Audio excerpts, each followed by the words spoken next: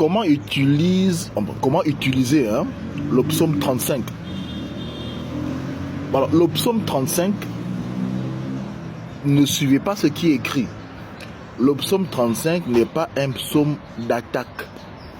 Ce n'est même pas un psaume de défense, c'est un psaume de positionnement. Il faut d'abord le savoir.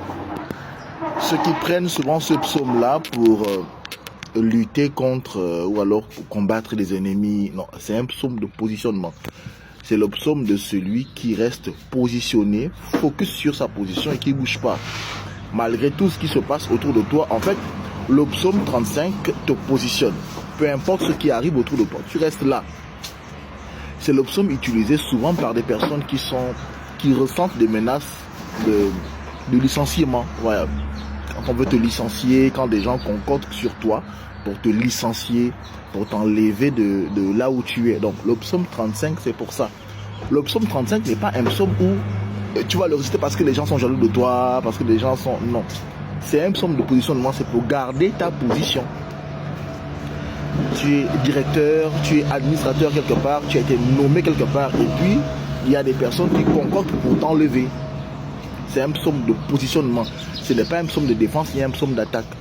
Et le psaume 35 se lit toujours en montée de lune. Ça veut dire que quand la lune monte, on peut lire le psaume 35. Et on lit le psaume 35 les 5 premiers jours de la montée de la lune. Après les 5 premiers jours de la montée de la lune, on ne lit plus, c'est fini. Et le psaume 35 se lit 5 fois. Toujours avant que le soleil ne se lève. Mais ce n'est pas un psaume d'attaque ni de défense, c'est un psaume de positionnement. C'est pour se positionner, rester toujours dans la position où tu es. Malgré les vents, les tempêtes qui sont en train de tourner autour de toi, le psaume 35 garde ta position. C'est ça. C'est pas un psaume d'attaque ni de défense, c'est un psaume de positionnement. Et ça se lit toujours en montée de lune. Les 5 premiers jours de la montée de lune, excusez-moi.